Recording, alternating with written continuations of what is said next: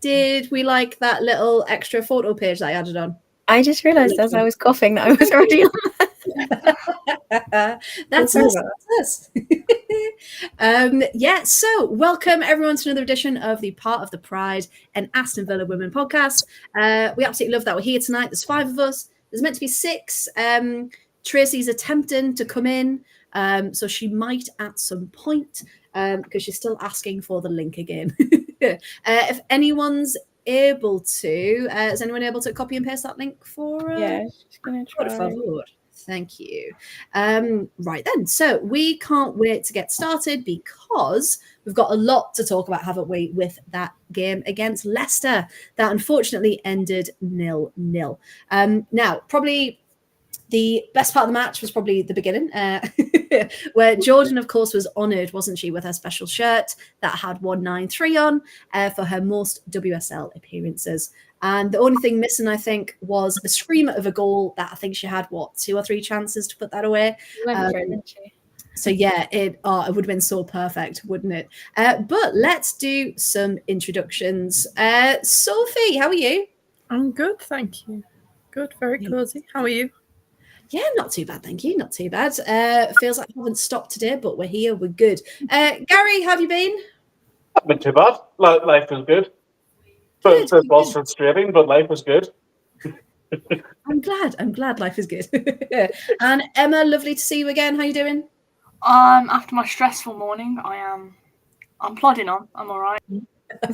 You're here, you've made it. Whether there's still a car or not is a completely different matter. But, yeah. I was going to say it was Sophie last week locking her keys in the car, and then this week it's so I hope it's not my turn next week for car trouble. I can't be doing it. And Emily, how are you doing? Good. Excited to talk all things Villa, as always. always. Right then, let's get started, shall we? And like we said, if Tracy pops along, then we'll add her in. Hopefully there'll be a little bump when she comes in, and I'll know, so she's not waiting in the darkness of the chat. Okay, so both teams were searching for their first win of the season, which is absolutely mad to say. And as Villa fans, we kind of knew if this wasn't a must win, even though we did want the win, it was a must not lose, wasn't it? So we all kind of said last week going into it, Leicester should be a team that we can beat. Sophie, were you were quite confident going into this one, weren't you? I was, but I did also think I was a bit not sure because Leicester have strengthened. So I thought it was always going to be a close game. I thought we would win, but I thought it would be close. Yeah, we said it was probably going to be like the Brighton of last season. Like, there's going to be a goal maybe in it, maybe a goal or 2 with that one. Now, a couple of changes to the starting lineup then. We all kind of said, Paolo Tomas, she's got a red card, serving that ban. So clearly Maz is going to come in, right? But Emily, Maz did not come in. We had the lovely Dan Turner back. How did you feel? Because obviously we've missed Dan a lot. Yeah, I mean, I thought, yeah, like you said, either it would be a straight swap with Maz coming in, or maybe Noelle would move left and Sarah Mailing would start on the right. Yeah. And then it didn't even occur to me that he would play Dan Turner, because the only times we've seen a sort of, like the other week in the Crystal Palace League Cup match, she was obviously centre back. I know she has played at full back, but the only time we've seen her under Robert DePau has been at centre back. But she did stay back in a sort of played completely opposite to how Paolo Tomas had been playing. Yeah, exactly. And what do you think that did to how Villa were on the pitch? Do you think it was quite nice actually having her that little bit further back? I think it was good sort of for a bit more defensive security. But there was a lot of space between her and Kirsty Hansen on the left, and like a lot of our attacks were going up the right because Noelle was that bit higher up the pitch. Yeah, again, it was all down the right, wasn't it? Rather than that. Good evening to James. Thank you for joining us. I know James is a Leicester City fan, so it'd be really good to get his his opinion on the evening. But it was only Dan. Gabby Nunez got her first league start, didn't she? Now, interestingly enough, she was sitting just behind, or she was meant to be, sitting just behind Rachel Daly, with Kenza coming on for her at half-time. Gary, what did you make of Gabby so far? Because obviously we haven't seen much because she's still building. Do you think that's the right kind of position for her from what we saw? I don't think so. Now, her defensive play was very good. She did defend a lot, defend quite well, but whenever you're an attacker, you really want to see her in the other team's box, trying to sort of stick the ball in the net, but we just didn't get to see that side of her at all. No, and it was a shame, wasn't it? Because you can see the quality that she's got, but it's still very much, I don't want to say she looks scared of the ball, but there's still that that hesitation, isn't it, with the way she's playing? But obviously that'll come in time. The more familiar she's getting with the league.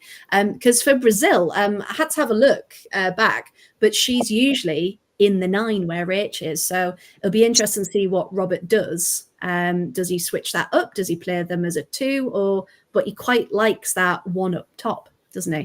So it'll be interesting to see. Emma, what did you think of the match and kind of how we set up that starting lineup and how they got off to? Was it a good start or not? I think we got off to we started on the front foot, I thought, because we'd got a shot. No, we'd got like an attempt on goal within, I think it was 6 minutes I read earlier. So the front foot. The lineup was a bit, I still don't really understand why you put Dan Turner in for Maz, but I suppose, Robert DePaul does what Robert DePaul wants. I trust. So, but yeah, I think we started on the front foot, dropped off, and then ended on the front. All 2,000 of us a heart attack. So, yeah. You mean you're not meant to have one of those in a football match? Every time you watch Villa. Yeah. Just a constant stream of heart attacks throughout.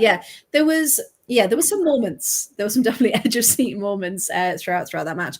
So that chance, so that was Chastity Grant, wasn't it? I think that was the 5th minute. Takarada put a really good challenge in to put out for a corner. Now, corners are something that we've talked a lot about, and how our set piece takers are mainly starting on the bench, which isn't very helpful. Sophie, is there, not saying there's anything wrong with Kirsty Hansen's set pieces, but when we saw Kenza then take over in the second half when she was on, and they were starting to then do it short and they were starting to mix it up a bit, what do you think they can do? Because we've been talking about it for ages, haven't we? Yeah, I honestly don't know what the deal is with our set pieces. I'm not going to lie. Like, there's a lot of, like, it just seems like it never, like, not just, like, it's not, I think it's across the whole team. Like, they seem to not be able to get it into good areas. Like, when they take a long, like, not a short corner, they don't seem to be able to get it into a nice area in the box. It either goes, like, way over everybody and it's rolling out the other side for the other team's throw in, or it's just not hitting where it's supposed to be. Like, or it goes right into the keeper's hands, isn't it? Yeah. Like, it's a wasted. Like just doing a sort of a template of what a corner would be. If you started from like a basic, this is where you put the ball, and then you cross it into the box, and that's literally all we've tried, which is obviously just easy for the defenders or the goalkeeper to read and cut out. Yeah, because that short corner, like I mentioned just there in the second half, something nearly came of that one. Because again, it was unexpected. It went to a different area. It came to a different player, and you just think, okay, well, if something's not working, hopefully, we do trust the game plan and things like that. But if it's not, then just mix it up a little bit. Like, have that initiative to maybe do something different. But yeah, it's something that I do have the stats. Bear with. So we only had 4. We only had 4 in the match compared to our usual 61. So we didn't have as many opportunities as we normally do. But still, you'd think from 4, maybe something Does should have. anyone know if we've got? I know some clubs do, and maybe we do, and I just don't know who the name is. Do we have a set piece coach specifically? Does anyone know? I don't know. Well, no. Because they released the list of his backroom staff, didn't they? But I can't think. I don't know if there was a set piece specifically. Because that would help massively, wouldn't it? Because that's an area that we've picked up that we are Then struggling again, with. Arsenal supposedly have 1, 2 That's true. set piece coaches. They've had There you go. 2, and they're still That's a good point. pretty bad at set pieces, both attacking and defending them. They're fantastic at crossing into the box, though. Bloody great. I think they might be worse than us for. They are worse. Someone released a graphic. I think it was Sky Sports of like Expected. the expected goals. Yeah. For Arsenal, like their expected goals to actual goals was really bad, and ours was only a little bit better. I mean, we'll take it. Yeah. We're better than Arsenal? Yeah, great. That's great. Thank you very much. James put in the chat, I thought Villa were good defending, but they didn't give much up front. Sophie Howard was, she played her socks off. Yeah, absolutely. And the fact that there wasn't much in it at halftime at all, was there? So I think 0-0 overall, annoyingly, was probably the fairest outcome. I think it was interesting having Sophie Howard up against Kirsty Hansen, given that they're like played together on the Scotland national team. Yeah, it's always good when you got those battles, isn't it? Because you definitely know each other and you definitely know what to go for. Yeah.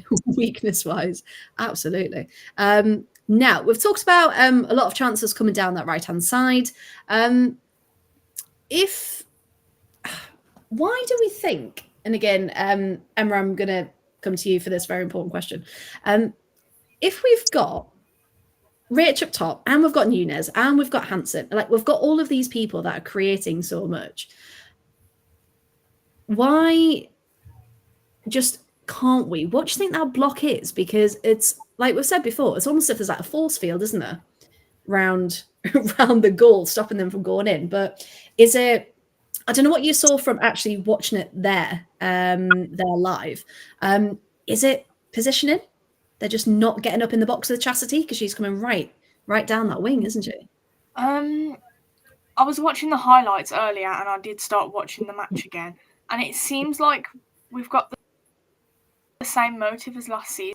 Rachel get it in the goal, but Rachel always in the box. So yeah. It's so weird though because we have so many like good, but I mean half of them are on the bench to be fair, so we can't do much with that. Well, that's a different issue we're going to talk about. Yeah. So I feel like we're just trying to rely on one person rather than everyone. Yeah, rather than being like a team goal scoring machine. Yeah, absolutely. Because Rich has still got a tendency to go back and do a defensive bit, hasn't she, with that one?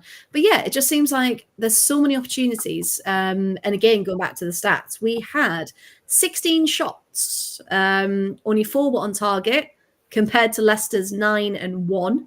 61% possession, 620 passes, compared to Leicester's 394.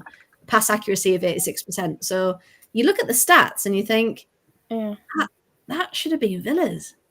And it's just that clinical finish, isn't it? I think again, even though we only had 4 corners this time, which was like way less than usual, we still had, I think,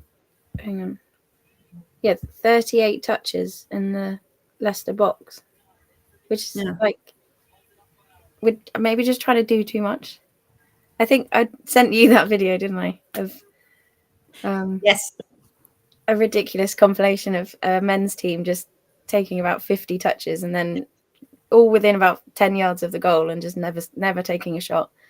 And it's like, you don't want it to get to that point. I know that DePau likes playing sort of possession-based football and keeping hold of the ball. But like at some point, just have a shot. Yeah, because it gets to that point of, it doesn't have to be, it's great if it's a perfect touch and it's, whatever. But don't always wait for right, it's got to be on my left foot, it's got to be this, got to be at this angle, like because we've seen what happens when we're keeping on to the ball too long, and then we lose possession, and then it starts all over again. And the amount of time, like you said, that we're in the box, just have a go, just have that confidence to do it. And it always seems like the last 15-20 minutes of a game, we're that team, and we do take the chance and we do have shots. And Gary, why I'll come to you for this important one. Why do you think Villa wait so long to look like they're getting into the game? I don't know if it's Robert. You know, he likes to control the game, and the players that he starts with are the ones that control the ball. If you like, you know, they'll slow the game down. They'll keep possession, but they don't take as many risks and try and score.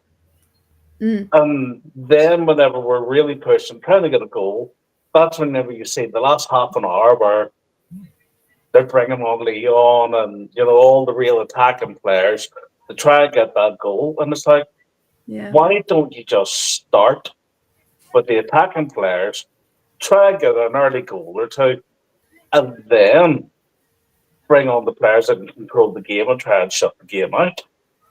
But it just, at the minute, it's like they're trying to walk the ball into the net, and it's not going to work. No.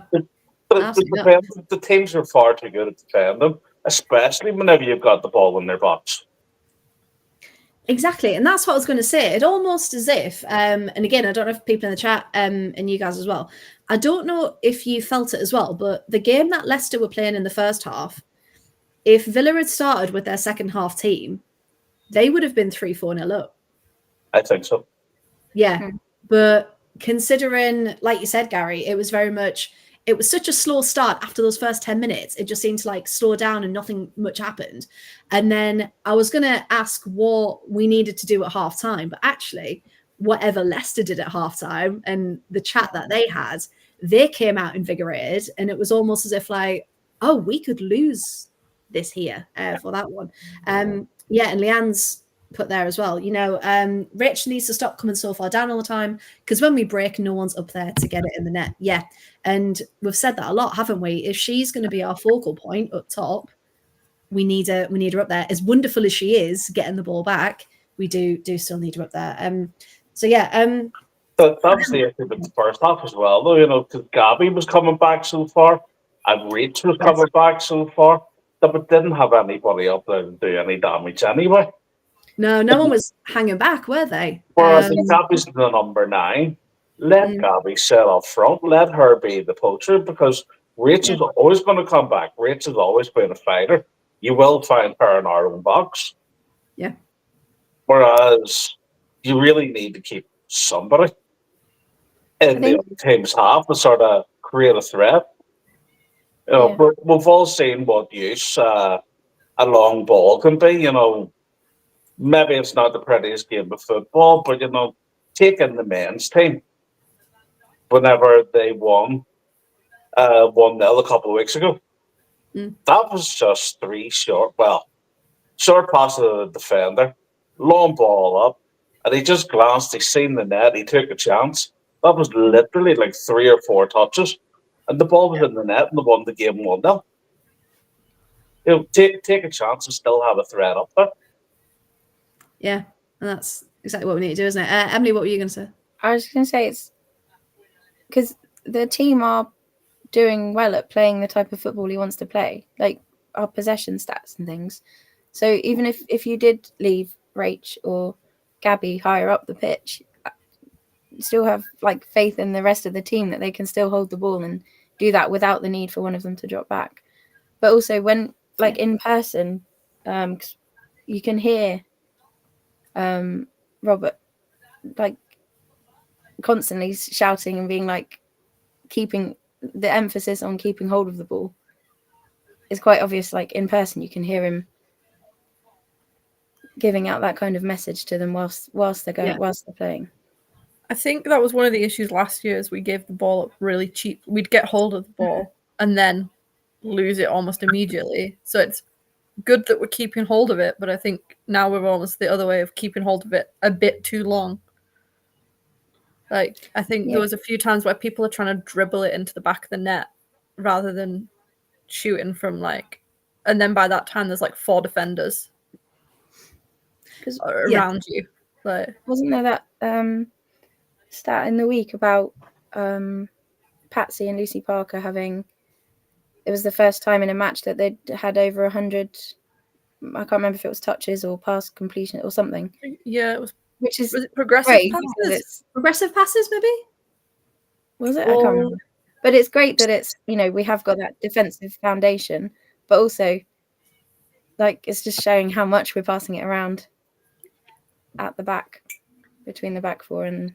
Speaking of taking a shot as well, I've got the 20 Chelsea game on in the background, and Micah Hamano, like from way outside the box, just pinged it over the goalkeeper for their second goal. For Chelsea, like that's the kind of, we need kind of more of that, please, from Villa as well. Like, it's almost as if they need just a session with a different team, and I know that kind of defeats the point of being competitive and whatever. But just to be like, oh, that's how they do it. Okay, let's do this and let's go for it. And again, just to have that confidence. Now, we've got a Tracy. Hello. Hey. Yeah, she's made it. Sorry, I'm late. It's fine. You got it working then? I got it working. I had to copy the link. I think, Emily, you told me what to do, and basically I did it, and here I am. Yay! Yay, you're here. Yeah, we're just talking, Tracy, about how we'd like to see more initiative up front. And just going for it. So from your perspective, Tracy, how was the match at the weekend against Leicester?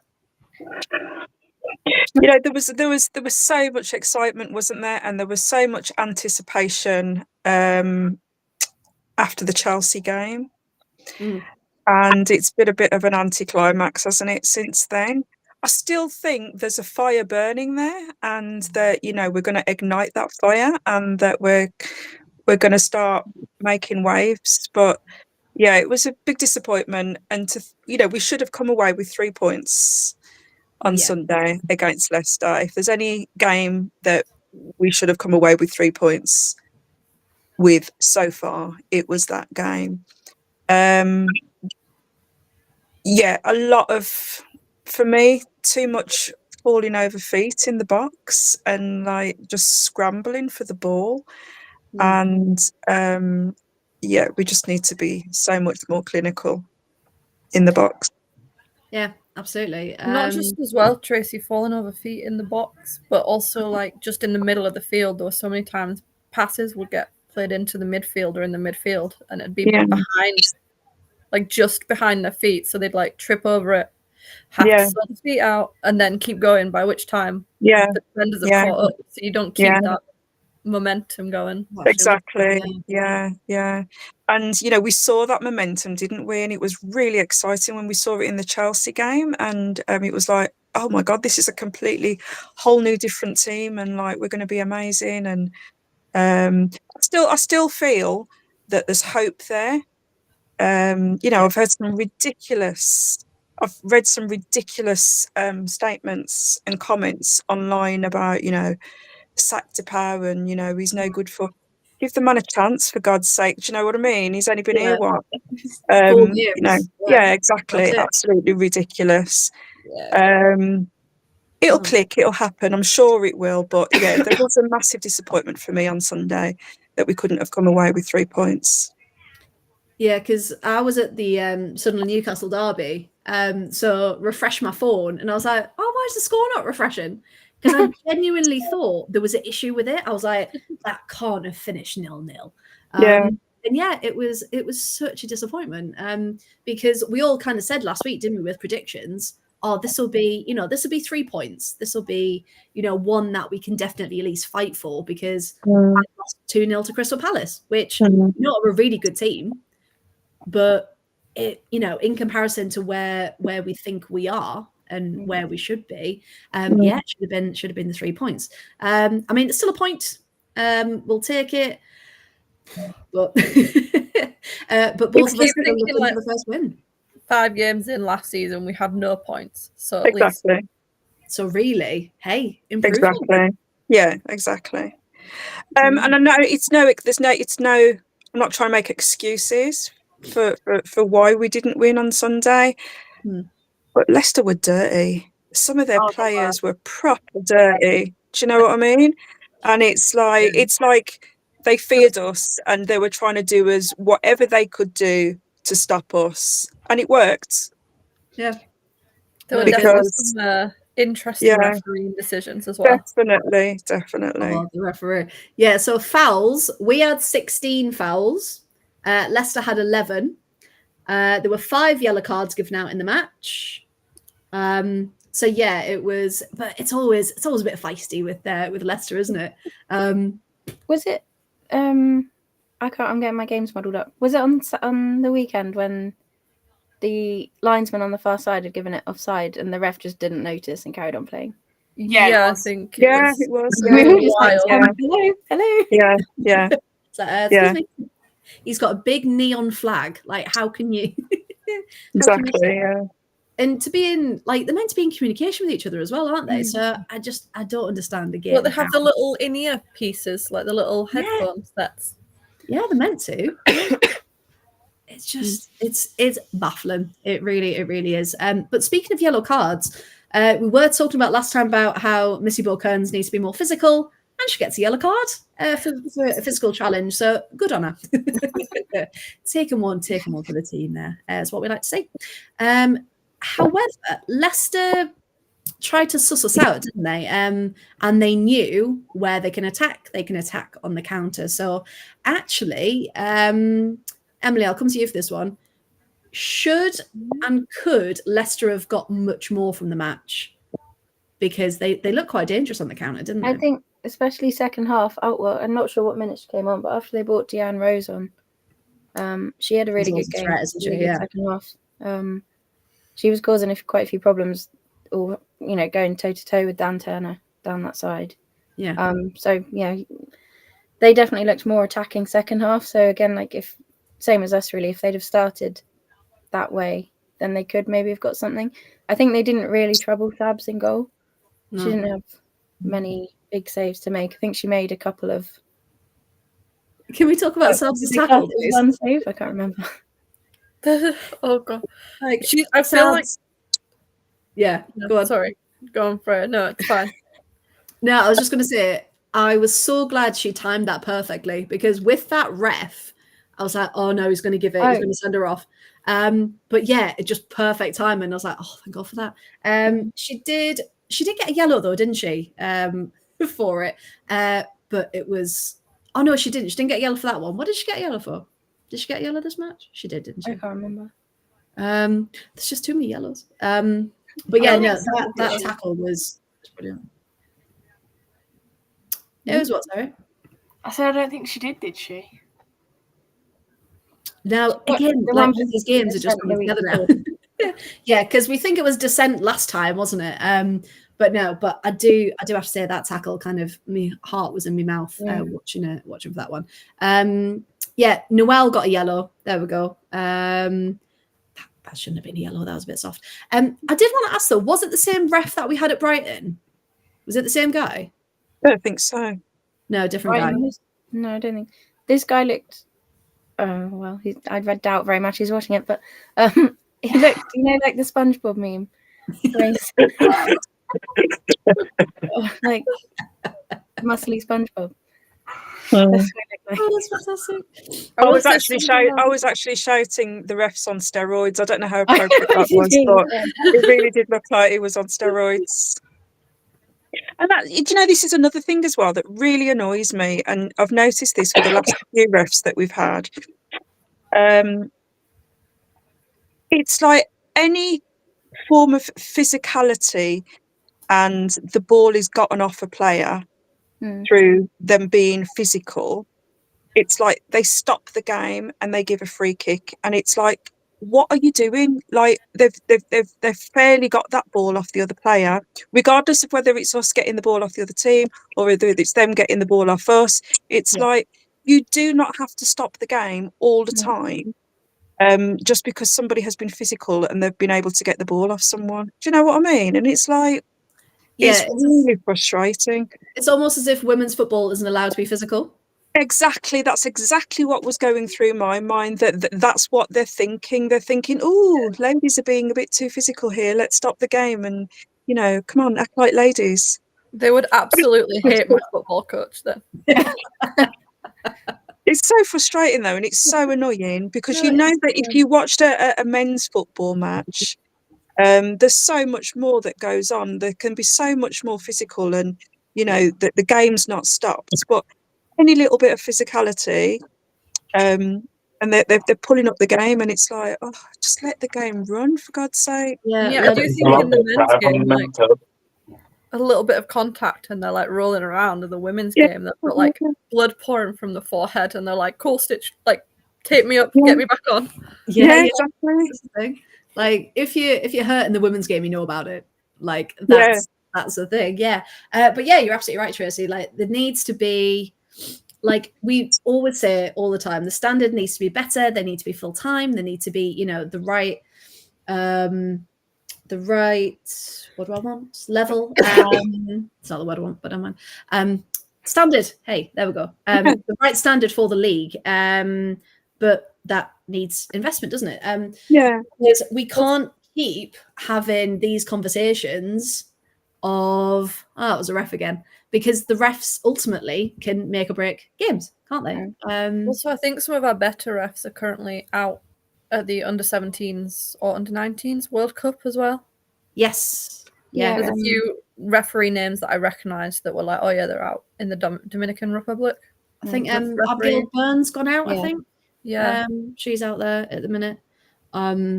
Which, I mean, fantastic for them, but then of course it leaves us kind of in the lurch a little bit, doesn't it, with that one. But yeah, it was certainly some interesting takes for that one. Because, of course, we got to the second half. Leicester, like we mentioned, had a fantastic team talk because they came out and had, 2 shots in quick succession? And you just thought, oh, God, this could have been the decider. Now, we've mentioned Kenza coming on at halftime for Gabby because she's still building up. Could we see the difference of bringing Kenza on, do we think? Emma, did you see a difference taking off Gabby for Kenza? Yeah, I felt like, Kenza's just having a decent season this year as well, to be fair. But there was more not forward movement in a sense, there was more purpose to moving the ball down, to try and get it in the goal, even though the force field was there. Yeah, there's a lot more. It was a lot more of an attacking threat, wasn't it? Yeah, absolutely. Would everyone else agree there was kind of a bit more, is a bit more concrete when Kenza kind of came on? There's a bit more. Yeah, because when Kenza gets the ball at her feet, she likes to drive forward with it. So there's immediately that, like you said, forward movement to everyone rather than passing. Oops, there goes my notes. Passing. And then waiting to get it to Gabby or something. I think Kenza was a lot happier on Sunday as well. They've obviously made up, her and Maz, whatever went on there. Amazing. Okay. They're friends again now because they were sat next to each other and laughing and smiling. And Kenza looked a lot happier. Don't know what happened there, but something obviously did happen. Everybody noticed it. But yeah, she was a lot more upbeat on Sunday. And I think that showed in the way that she played. Yeah, and that's the thing. If your players are happy, they're gonna perform to the best of their ability, haven't they? So let's talk subs then, because we've kind of talked about how if the team that ended the game started, it would have been completely different. So in the 61st minute, there was a triple substitution because, of course, Ken's already come on at this point. So Missy Ball went off for Lucy Stan, Chastity came off for Dree, and Kirsty came off for Katie Robinson. Dree, of course. Phenomenal as soon as she comes on, switching up the wings as well just because she can, but her chance around the 70-minute mark was something brilliant, wasn't it? Emily, I'm going to come to you because we've talked about this a lot. Why is Dree not starting? I don't know. No. Should we get Rob on the phone? Should we ask him? We have got, obviously there's so much depth in the wing positions, because you've got Kirsty, Chastity, Dree, and Yeah. Robbo, who can all interchange between where they're playing on the pitch and stuff. I don't know. I'm just hoping that it's not. I'm hoping that having been 4 games and not seen results from the players that are starting, as in results being goals, that there's enough flexibility to switch it up and say, right, well, we'll switch it up this time and try something else. Because I hope so. How long are you going to go sticking with your plan just because it was your plan and you thought that's the one that's going to work? Yeah, exactly. It's not like you can't, like you said, that triple substitution. I think that's definitely the second time, maybe even the third time that he's made those exact same subs. And it gets a bit sort of samey, and the opposition must know that's coming and can adjust accordingly. And yeah, just kind of looking at the watches. Yep, 61 minute. Oh, there she is. Dree's coming on. Yep. Right, ding, ding, ding. Yeah. Like on their bingo card, right? On the 61st minute, they're going to come on and they're going to. But the actual power that they all have when they come on, it'd be interesting to actually, again, change it up again. So not having them come on at player for player, but to do something slightly different and just see what they can create. Because I think, would you say they're our most creative players? Those that come on down the wings? I think Chastity's, I'm not saying they haven't played well, because they have. Like each game that she's started, Chastity's been down the wing, constantly with those overlapping runs and making stuff happen. But I think if you can get that, you can get the same level of play from Dree or Robbo. So why not give them a chance? And plus, I think I'm perhaps the reason that she's not starting is because she doesn't offer as much defensively. I'm not sure. Maybe. Because we were talking about how much they like to keep hold of the ball and knock it about, between us at the back. And maybe she doesn't fit that style of play quite so much. Leon, I mean. But we've got enough other players that can. Would you know what I mean? Like tracking back and stuff like that. But then if you're playing on the right and she's got Noelle behind her, then that's plenty cover.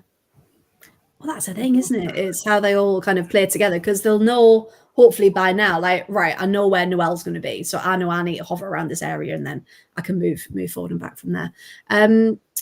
Gary, what do you think about the starters and the subs? Would you like to talk a bit more? I would definitely like to see Leon starting. She's still one of our most creative players. I don't know why she's not starting, but he clearly sees her as a big enough threat to bring her off for the last half an hour to try and let her run with tired legs. But tired legs aren't as adventurous, and they're staying back to themselves and defending as much as they possibly can because they don't want to lose either. But if you let Dree loose in the early part of the game, where players are more likely going to take a risk because they have time, Dree's the sort of player that can punish that. I'd like to see more of Taylor as well. I know she was carrying a bit of a knock there again, but like Mary was starting to come in on her own, into her own in some of those games. Even watching her in Charlotte in the pre-season, it's one of the best games I've seen her play on a fella's shirt, and she's only going to grow. And she's probably more of the future. Like, I love standing fourth, but Taylor's the future of sort of the holding midfield role, the one that's going to stick between them. Everybody thought that was maybe going to be Parker, but she's definitely making centre back her own. Her England call up this week, it's well deserved. She's been amazing for us so far this season. Yeah. And just think, we're getting the defence right, but we need to do something. That midfield, just the changes that he's making, some of them didn't make sense. And even Dan Turner starting the left back, she had an amazing game. But it did take away some of our attacking element. Like Emily said, would it be beneficial to have Sarah on the right and move Noelle over to the left? or starting Maz on the left, they are a wee bit more attacking. And I do think, as good as we are defending, we also want to stick the ball in the net and actually start winning a couple of games. And I just don't think we're starting quick enough. Yeah, definitely. Because we don't want to kind of become that team that, oh, we can defend and that's how we're going to get points. And that's how we're going to do the league. No one would be happy with that, would they? The players especially. But yeah, especially with Miri, like you mentioned, especially in a physical game such as Leicester, she would have been cracking. Yeah. Just like, because she's not afraid to put her foot in, is she? Oh, definitely. So yeah, it would have been so good to see her come on. But then it's hard, isn't it? Because there's not like easy games, but there's not then maybe a good chance to try out these relationships if you're not sure of getting different people in. Because obviously we've had Leicester, we're going to talk about Man City at the weekend. There's not that kind of lull. So maybe cup games that can be. But again, they don't come quick enough really to be like, oh, that's a good idea. Let's try it in the league. So yeah, it's getting that fine balance, isn't it? And even when at the Crystal Palace Cup game, I guess because of like trying to rotate players and get everyone minutes, he sort of made wholesale changes rather than integrating a few people into what is our sort of back four or whatever. It was like, I think we made 8 changes, so which on the basis of the first 4 games, that starting lineup in the cup is never going to be the starting lineup in the league. No. Let's say, who do we think we are? Chelsea? Making that many changes? Talking about that game, though, the Crystal Palace game, we should have come away with a 7-0 win. Yeah. Yeah. If we'd have been more clinical in the box and those balls had gone in the net rather than hitting the post and hitting the crossbar the number of times that they did. And satellite and hitting it, yeah. Yeah, exactly. Then, we would have come away with a much bigger scoreline. I think that's, I really do feel that that is a major part of what we need to achieve, is to become more clinical and more accurate at shooting, basically. Yeah, because again, we've got Sean Gorter, haven't we? Meant to be working with the forwards and those clinical finishing. So fingers crossed, it's just a working process, and it'll come. And again, I think just going back to what you said earlier, Tracy, as well. If we hadn't have started that good against Chelsea, would be happier with this performance, but this would be like, oh, this is better than last. Like, we're getting places, we're getting there, we're improving. But because that first match was so good, I think anything. But you know what the answer until is? They get back. Do you know what the answer is then? Go on. Let's come out on Sunday against Man City with exactly the same team that we had against Chelsea and see what happens. Mm-hmm. Yeah, absolutely. So, Robert, if you're listening, this is what Tracy says we need to do it. And we all back her up. But yeah, there was just something about that team that night. There was, yeah. It worked. It really, really worked. Because let's have a look. So the team that night, let's get the lineup back up because it was right. We had Rich up top. We had Kenza, Missibo, Chastity, Lucy Stan, and Jordan just sitting just behind. Tomas, Parker, Patton, Moritz. So again, it's not that different to what is being put out, but there must just be something there within it, because Kenza was meant to be more out wide, wasn't she, that match? Whether she was or not, it's different matter. But that's the team that I'm talking about, is the team that shuts games out. I think, especially against the likes of Leicester, we needed to have the attacking players on early, try and get that goal or two, and then bring on the subs as the players that are going to shut the game out. We're doing it the wrong way around, and then we're leaving it too late, and we're chasing the game. we're almost taking panic shots rather than actually, this is clinical, this is with intent, I have the space, I can do this, I'm going to fucking score. You know, it's too much. And have you seen those last 10 minutes? It was like watching a pinball machine at one stage where the ball was going towards the net, bouncing out. Somebody else is hitting the back end, it's bouncing out. You know, we had like 3 or 4 shots in a row. None of them were obviously on target, but we only ended up with 4 on target the whole game. Yeah. You know, but it's just frustrating because we've done so well against Chelsea, shutting the game out. And we lost to the sort of goal that we want our players to take a chance, because they took a chance and scored from just outside the box against us. We have players who are capable of scoring similar goals. Just nobody's taking the chance. Yeah, we're doing a lot of things right. Well, we just actually need to have a set of balls and take a chance at some of the things that other teams are willing to take a chance at. We're too defensive minded right now. It's great that we have possession. It's great that we're shutting teams like Chelsea out. But we also need to be picking up 3 points, especially against teams like Leicester.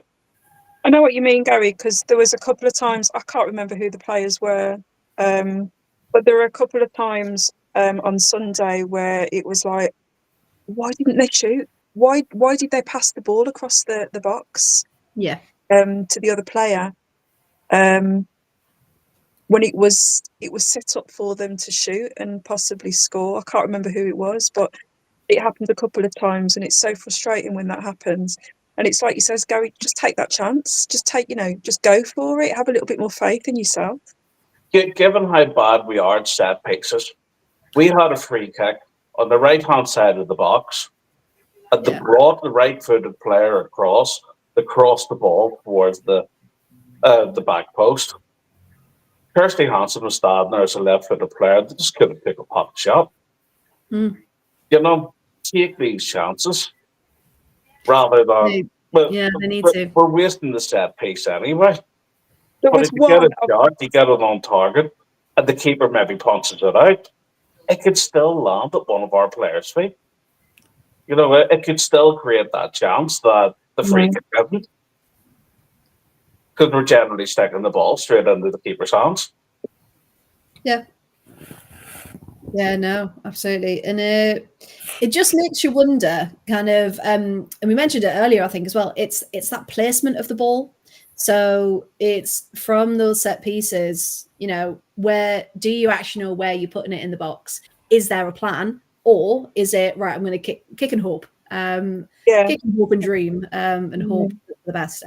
So yeah, again, if someone's a set piece coach or whoever's taking them through the drills, maybe that's something to look at, because at the minute it seems like it's just there's no plan, there's no nothing. It's just there was one point as well where I don't know whether you remember it, Emily, watching it live from the stands, where Kenza was completely unmarked. Oh yeah, I think it was Bree that was bringing the ball down the right. Read it. Yeah, just completely fumbled it. And at the end, Kenza was like, I'm here. Do you know what I mean? And like, she just didn't see her, which was a real shame. But it's what it like is. those missed moments where like the game could have turned on that moment. Yeah. A bit like I think it was from a free kick, or maybe just a ball in from Jordan on the top left of the box. Or no, maybe I can't remember. It was from a set piece, maybe. But it went through everybody and somehow went out without either a Leicester player touching it or any of our players touching it. And you're just like, it's just that one moment that just something has to click. That moment of magic, yeah, absolutely. And Leicester nearly had one of those in the 83rd minute. Thankfully, the ball rolled into Sab's hands rather than into the back of the net. But again, it's that point of the game, isn't it? That 85th minute where Villa just seemed to maybe have that moment of switch off. And Robert, in his post-match, he said, we didn't do enough. I feel like I've got to repeat myself. the efficiency should be there, and we have to kill the game off. We got so many chances. Defensively, it was very good, but we have to award ourselves with a goal. Into the games that we should get points, but we don't, and that's a shame. And yeah, so he's right on it. Like, he's not trying to be like, oh yeah, we played a good game, whatever. Like, he's very aware and disappointed. I love his honesty. Yes.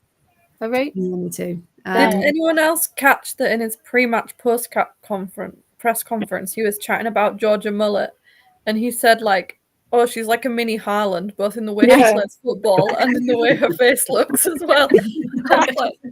Yeah. I love that you've said that on your pre-match presser. I know. Out loud to everyone. Yeah. And he started talking about women's periods as well, which I thought, brilliant. Yeah, do you know what I mean? Why can't we talk about women's periods? And, like, you know, I was like, yeah, brilliant. I love him. I really, really do. I'm just hoping he comes through for us because, like, as a person, as a personality, I really like him. Yeah. And I hope that the team like him as well, and that you know, there's a bonding there, and that it's going to work. I was listening to someone who's played, I think Chloe Morgan, who played for Spurs and Crystal Palace, and she's got a podcast and she's chatting. And she says, like, it can take like a full season for a new, like, culture and way of playing to really, like, set in and click. Like, yeah, it takes time. And like Trace said earlier, the people who were already like, oh, get him out. It's like, no. Ridiculous. It's mad. Just absolutely ridiculous. It really is. Yeah, it does make sense. He did talk about subs though, and he said, to be honest, I could have put in 3 other players in the same game, but I just didn't play them today. I can only sub on an X amount, and I felt that the 4 that did come on gave an impulse to the game. I think the subs are doing really well, and they come in, and every weekend it's another head breaker. Like that, a head breaker for who I'm going to put in the starting lineup, but that's good. So at least from that made me chuckle. I was like, is it really if you're picking the same one essentially each time? But sure. So it's saying the right things of, oh yeah, it's still open, you know, anyone could come into the starting 11, but they're not. We'll have those triple subs on 61 minutes. Honestly, everyone watch your watches this weekend. The 61 minutes, Dree's going to come on. But at least it was 61 rather than like 81. That's so true. She's getting further up in the subs. Which not a fan of managers that bring on players for like 5 minutes. I'm like, what are you expecting them to do there in the game? Yeah, exactly. And of course, for fancy teams as well, you only get points if they play it up to 60 minutes. So if Robert can continue just doing about 62 minutes, that's fine. Just so we all get our points. Got really annoyed when Aaron Cuthbert got subbed off on like the 57th minute on one of the Chelsea games, and I was like, it's like, no, I need those points. Thank you very much. Did you see Oroz, who Spurs player, is apparently out for 6 to 8 weeks with a injury? Oh, is she? I need to take her out of my team just in case anyone else is scoring their team. I'm really upset with that one. Fallon Tullis Joyce for Yamashita, because I thought Man City would have a better chance of keeping a clean sheet against Liverpool than United would against Spurs, and I was so wrong. Olivia Smith, honestly, it puts everything you ever know about football to the test, and it's completely wrong. I'm terrible at it. I have to say though, my front 3, just completely going to Villa for a minute, I had Bunny Shaw's my captain, Olivia Smith and Liz Turland. So between them, they got my points for the week. Everyone else didn't play. That's it. Someone who triple captained Rach Daly the week before. Was it one of you? That wasn't me. I think it might have been somebody in the group. I put Rach Daly in, and then she didn't score. And then I forgot I hadn't taken Jutta Rantala out, and she didn't even make an appearance. Oh, Rantala's out for a while as well. Yeah. If anyone's got Rantala, get her out. Need to do some swapping this week. Now, speaking of players, did anyone watch the match back for that commentator? No. I watched it back and decided to watch it without the commentator. Oh, did you? Well, did you know this is... I was watching it and I went, no, he hasn't. And Georgie was like, what? And I was like, hang on, rewound it. He congratulated. Oh, Yeah, this bit. He congratulated Asmita Ale on her first call-up for the Philippines national team. Hmm. When it's Maz who got her first call-up for the team. And she wasn't even on the pitch. The quality of commentating on the WSL on the YouTube, I hate it so much. You can get me started on like I was watching one of the games, Crystal Palace, and they kept calling Crystal Palace Bristol City. Oh, I was And I'm watching. like, Yes. I was like, Yeah. And like they said about it was, and it's just like, they're not even the same how is colours. the game supposed to grow if the commentators can't get the basic of who is on the pitch, like right? Like, But it's a case of when you commentate, when you prepare for anything, you've got your notes, haven't you?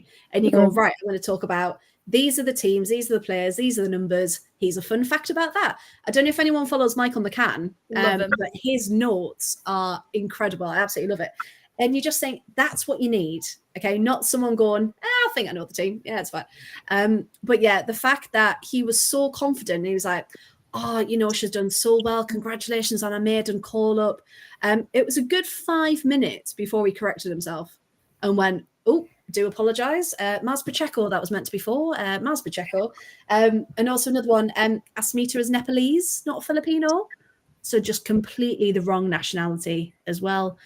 And you just think, that's a big thing for Maz. Are they doing their own prep, or are they just getting given like flashcards from? No, I think they do it all themselves. This is the issue. Because I know Paul, who I do the other podcast with on Wednesday, he's good friends with Michael McCann, and they talk about name pronunciation together and things. So it's very much you've got to go out and do your own research, I believe, anyway. Yeah, there was might get some basics, but that's what. A guy on TikTok was sharing his information. He seemed to do a really good job of it, of getting like the little photo cards and like fun facts about all the players, and and that's what you need, isn't it? But yeah, so we'll take a moment. Congratulations to Maz for getting your first call for the Philippines. Fantastic news, and we won't mix you up with anyone else. But it is a fantastic achievement, and we can't wait to hopefully watch with that one. I'm actually surprised it took so long to get the Philippines call up. Actually, I was expecting it from sort of like a few international windows ago. Well, it might have depended on when she changed from am I going to hold out for England, because she was in the youth setup, wasn't she, with England? So kind of, was she going to wait a bit longer, or has she gone, actually, you know what, I deserve some international football, which she does. Yeah, I think that's probably the case, to be honest. Yeah. But yeah, it's really, really happy for her. With that one. And as we've said, so final bits of the match then. So last 15-20 minutes, Villa kicked into action as they normally do, and Anna Patton, if that goal had gone in the 93rd 94th minute, that would have just been like the perfect ending. Wonder if Anna Patton's getting the most touches in the opposition's box as a defender this season. Yeah, probably. She's driven forward so many times. She loves it. She got out. Yeah, because we said, didn't we? Like, there's moments where we're like, Patsy, why are you? She's carried on. She just takes the ball on a little jolly up the pitch. Like, she just starts like in front of our box and just goes with it. She's taking the mask and the superhero thing a little bit too far, I think. She'll be coming onto the pitch in a cape on Sunday. Oh, please, can we get her a cape? That would be. I didn't realise at the time in the stadium just how close she was. Like, because from the angle I was sat, I was quite low down. So, like, realised we had a chance and was like, oh, no. And then I watched it back and I was like, oh. It was a good save, to be fair, but I don't know. I do think the Leicester keeper had to make a couple of good saves. Yeah, Leipzig really, she earned our money that day, didn't she, Leipzig? Because Sabs wasn't really troubled, was she, with that one? What did we think as well? Was it as bizarre in the stadium? Tracy, when the final whistle went, it didn't feel like the final whistle, did it? No, it didn't. No. So, like the crowd, for the last 2 or 3 minutes, the crowd were like up on their feet, and they were like really, really, really behind the girls, and you know, trying to instill some magic into them so that we'd score that goal. And then it was like he blew his whistle, but choked on it at the same time, and like I don't even think the players realised that it was the final whistle, because it was like a bit of an anticlimax. Do you know what I mean? And it was like, then he started walking around and shaking everyone's hand, and it was like, oh, okay, the game's over. Even his Lions didn't realise he had blew the full time whistle. It's really weird. I thought he was going to play a bit before, you know, when we were getting to the end of the 90 and they were about to put the board up. I was like, that's got to say at least 6. Yeah. And I think they put it up as the Leipzig was down, having a tactical timeout. Yeah. And it's obviously a tactical timeout because the sub keeper isn't even warming up. Yeah. And so that I watched the clock as she did it. That was 2 minutes she was down for. Yeah. So, and that was before, like before she put the extra time up. So it just was very frustrating. That's a bit like, do you remember the one where we had not Brighton, but the last one where we had like 10 minutes of added time, and you were like, why? How? What have you accumulated together? But it just shows you kind of, again, different refs. Okay, well, she was down for 2 minutes. Where is that 2 minutes coming back? Like, because it should. So yeah, again, that lack of communication between him and the linos. But yeah, because Jordan was fuming, wasn't she? Because I think she thought he'd given away a free kick to Leicester. Because she was like, what? And she was like, oh, finished. It was bizarre. It was utterly bizarre. It was weird, yeah. Yeah, no, it definitely wasn't a final whistle, was it, for that one? So yeah, we ended 0-0, and like I said, it was a point. Wasn't a particularly interesting game, wasn't particularly fun, but it's a point, and this is what the table looks like so far. I'm just going to say thank you to Sam because I nicked it from the pod last night because it was already done. So it's technically not our colours, but it's fine. So after this week, this is where we are. So Villa are 9th on 2 points, just the 2 points. But we are still, we're level with Leicester on pretty much everything. There's only West Ham and Everton beneath us. But yeah, Everton in the relegation zone at the moment, which I don't think any of us kind of thought. We all thought, you know, Crystal Palace are going to give it a good shot, but whether they do it or not is a completely different matter. But yeah, the fact that Brighton are currently level on points with United and Chelsea, I don't think anyone thought that would be no. And Absolutely because the match they're missing is them playing each other. Yeah, that's true. If that ended up a draw, you know, that's it's phenomenal for Brighton. They're going to be, I mean, I know we talked about it kind of pre-season, didn't we, about them being maybe the dark horses, but they're proving it, and they're doing what they have to get 9 from a possible 12. So yeah, they're doing very, very well indeed. But yeah, I feel sorry for Everton. Brian Sorensen did do his pre-match, and he said, "There's no new injury news," and everyone was like, good on you, Brian. Good on you. But yeah, so that's how the table looks at the moment. So should we talk about the weekend?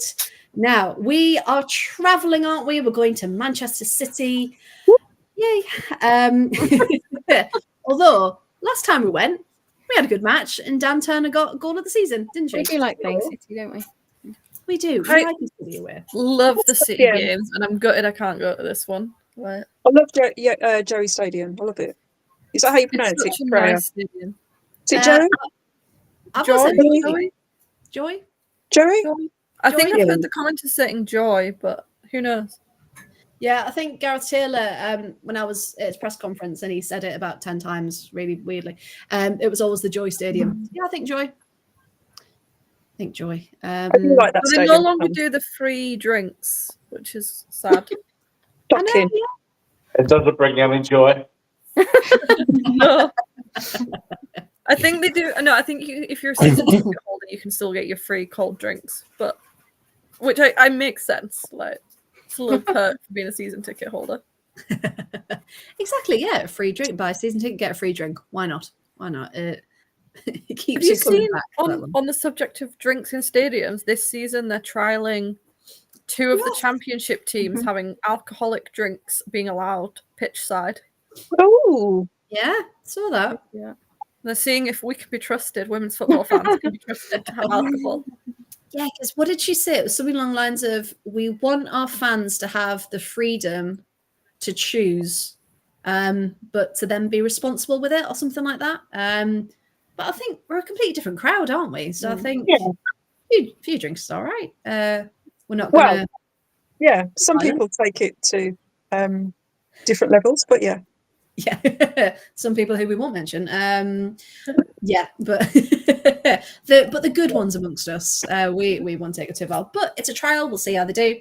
And yeah, it's just another element to the day. I will say I wouldn't mind there being like adult only sections of the stands sometimes. I feel like sometimes I'm still have to be in professional mode when I'm trying to like switch off and watch the football because I'm surrounded by like small children. Yeah, like you can have adult only hotels, just like, right, this Yeah. stand here is adults only. And you're allowed to drop a few. It was quite funny. I had a guy in front of me with a couple of little kids, and at one point he got really into it. Like I don't think they'd been to many any women's matches before. At one point he got really into it, and something happened, and he was like, "Oh, for," really loudly, and me and my partner just like started giggling because we thought it was hilarious. And he like turned around and was like, I'm so sorry," and I was like, "No, it's fine." Like. It's like you're an adult, you can swear. Yeah, it's when you get the parents and the kids like sat watching Peppa Pig and they glare at you for swearing, and I'm like, it should be It's allowed. like, you're not even watching the match. Why are you here? Like, Yeah. oh, honestly, yeah. Yeah, some of these poor kids, they are being dragged. They are definitely being dragged along to the football. Some of the kids are really into it. Oh yeah, definitely. Kids are And great. some of them are clearly like siblings of a child that's really into it. So they've brought all the children. Yeah.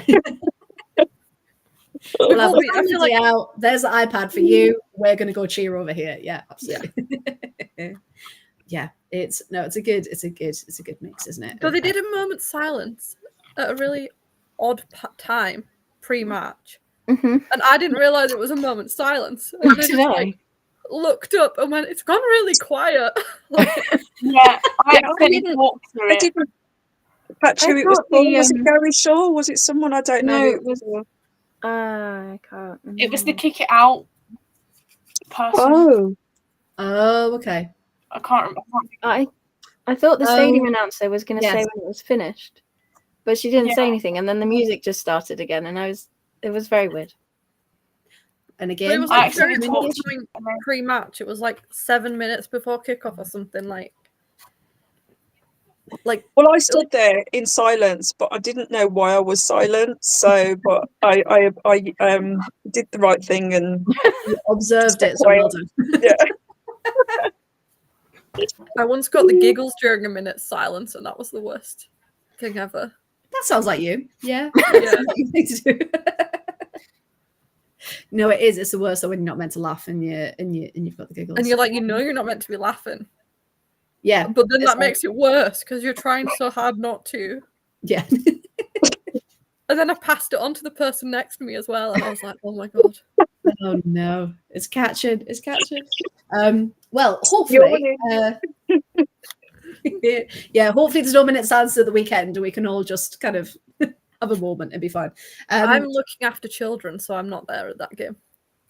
That's so true. There won't be any minute silences. Unless I tell them to play Sleeping Logs. The silence game's always a good one. So it's like, right, you're doing my head in now. Silence game starts now. Great. However, speaking of the weekend, let's do a few predictions, shall we? So, Gary, I'm going to come to you first. What do you think for this weekend? Because hopefully, City might be a bit tired from Champions League. It might be. I doubt it. They might be. They It did also rest depends Shaw if and- bloody version of Villa turn up. If the fella that played against Chelsea shows up, I would keep things tight. I still think we're going to lose 1-0. Was that a cat? Yeah. He's got big opinions. I don't know Well- why he's yelling at me. Well, unfortunately, if the fella that played against Leicester puts up, I could see City beating us about 4.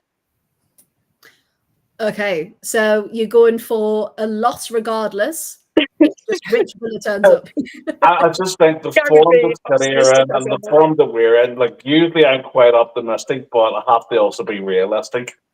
You know, maybe all the good stuff that we're doing will click and we'll beat City by 4, but everybody else is going to be like, we will have some of whatever you're smoking.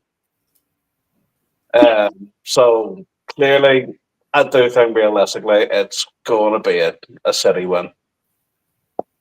Okay, so Gary's gone for a City win. Emma, what about you? What are you Well, thinking? we always tend to Oh, come out big. Like even last season, we decided to put our foot down against like Chelsea, and well, apart from when we lost 6-0. But we don't tend talk to about that come one. out really big against those opponents.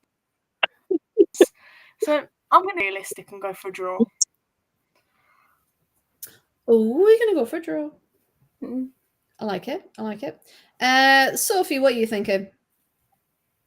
I think this game is always a 2-1 scoreline, I feel like. So I'm going to keep it at 2-1. I don't know who to, but it's going to be a 2-1 scoreline. Brilliant. No, I don't. If it is 2-1, then you're going to be the prophet to end this one. Tracy, what about you? What are you thinking? We beat them in pre-season. We did, yeah. We can beat them on Sunday. Yeah.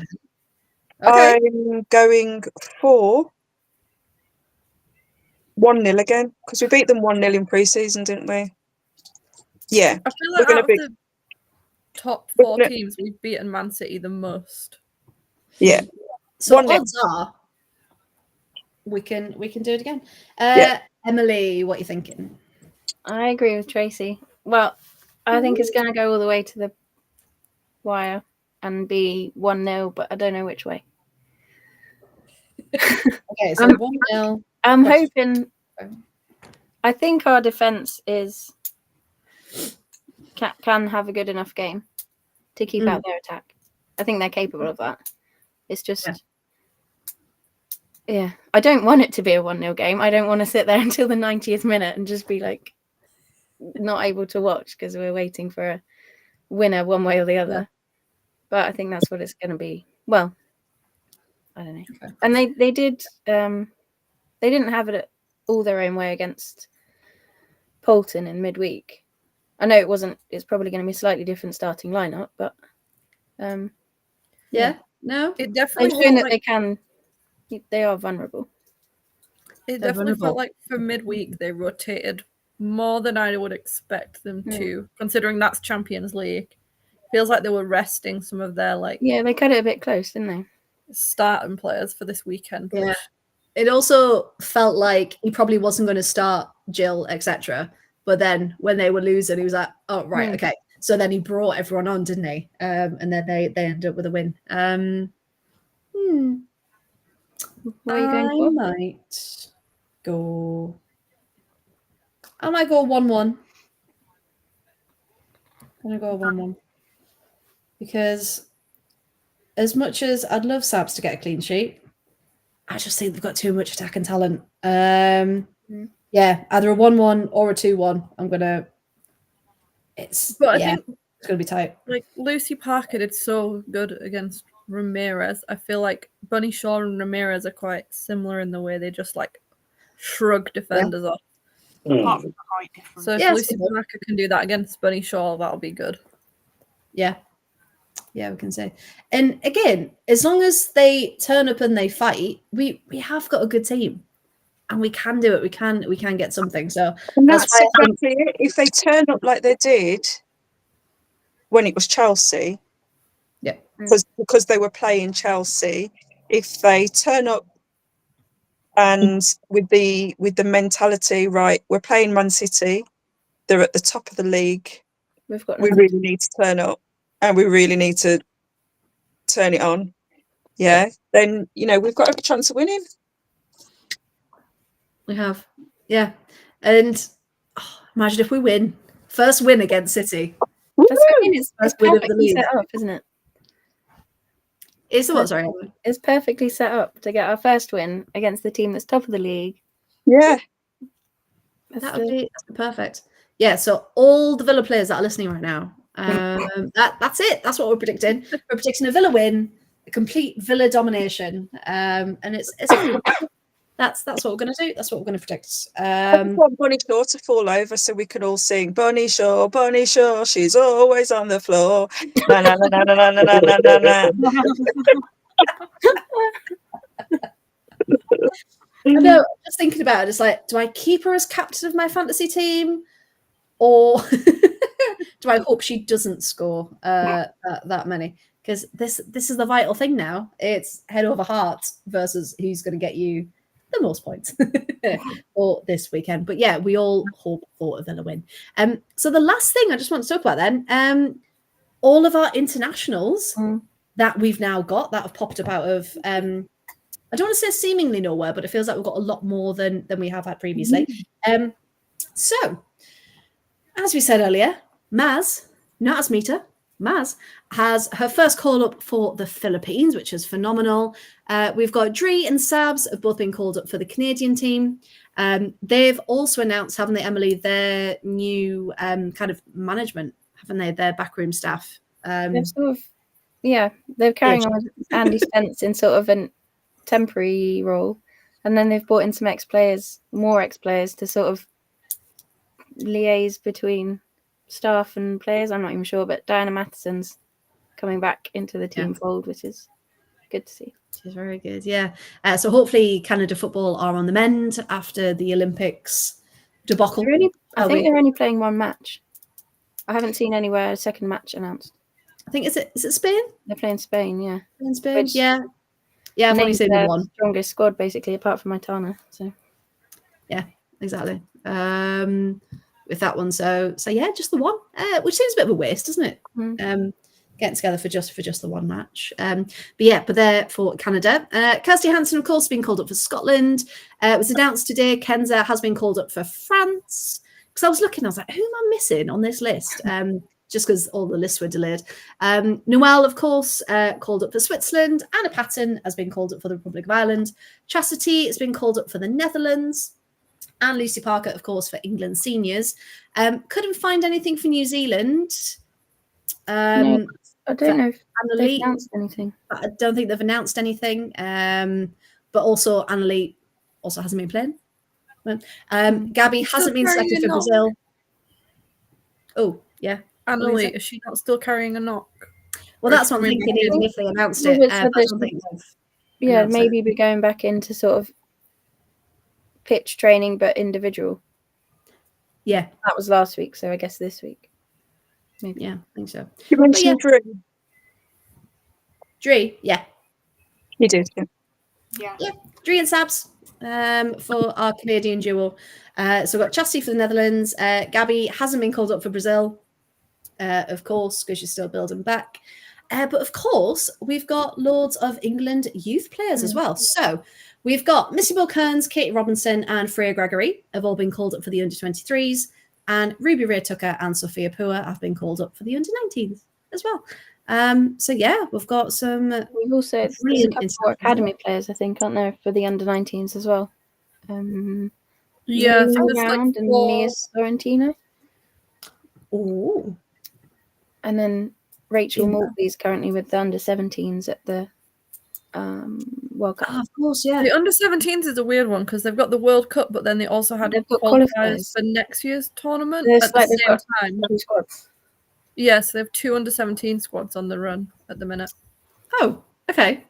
I think that game kicked off at midnight, which is just unfortunate. Yeah, aren't they playing? Is it Kenya they're playing?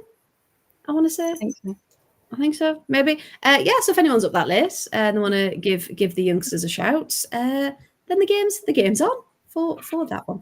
As long as we can keep hold of our talented youngsters, that'd be nice. That is the rather than developing them and then losing them to a big club. Yeah, Really putting in a really hoping low buyout To clause. sit them on a bench. Yeah, I'm really hoping that Freya Gregory doesn't end up not coming back. Me too. Yeah. Me too. Yeah, because she's again a fantastic Doing young really well talent at that just Southampton. needed time, didn't she? Mhm. For that one. But yeah, Izzy so Goodwin is doing really well in the championship this season.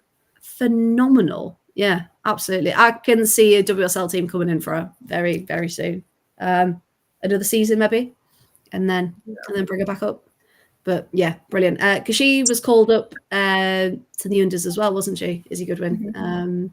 So yeah, she's just brilliant. I said it last week, but we need someone like Izzy Goodwin who's going to continue and follow into the box, because that's our trouble at the minute, isn't it? There's either no one there, or there's only one person surrounded by a sea of defenders, and there's no one there to help. Speaking of midfielders that are willing to run into the box, has anybody seen that Olivia got her first call up as well?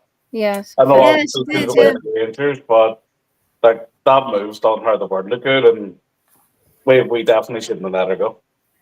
No, absolutely not. But Did like you you see said, a photo of Liv from one of the games recently where her shirt was literally like had a massive hole ripped in it in the front? I don't know which game it was from, but it was one of her Rangers, like in her Rangers kit. Like, not stereotyping the Scottish League or anything about it being a bit of physical, but Probably Celtic a couple of weeks ago, because I dare say that was a battle. probably, yeah, that derby, yeah, absolutely. But yeah, she's doing fantastically well, isn't she? With that one. So I think that's everything I had to talk about. Have we missed anything? Would anyone like to say anything else, or have we got everything? There's one thing I'd like to say that isn't related to Villa anymore. But did you watch the game last night, the Arsenal game? Yes. Yeah. And Carla was under I 10. didn't watch it with that commentary. Oh, Right, yeah. So I watched it with Carla's punditry. I was really impressed. I think she's really good as a pundit. It's nice to see her taking on these. I really enjoyed listening to her. She's got a good way about her, hasn't she? The way she speaks and comes across. So yeah, it must be nice for her to get all these different opportunities though, and see what she likes and see where she wants to I think she said she was doing some punditry with Villa still, Villa TV, I think, on the men's. For the men. Yeah, she's some work with Villa TV, yeah. So she's still keeping her like fingers in the Villa. To Villa, yeah, but on the men's side, yeah. Yeah. How annoying.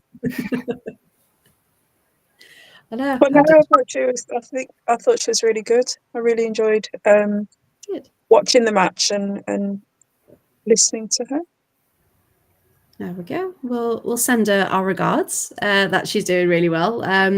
But yeah, hopefully if this is something that she does more often, because she's been on Sky a few times as well, as a pundit. So yeah, so hopefully we get to see a bit more of her. Because it's a shame if we don't see that much for her anymore. But yeah. Well, I was going to say well done to her. No, that's not the right. We wish her well in her job. We really, really do. Nice one. Right then. Well, thank you very much, everyone, for joining and having a lovely little chat.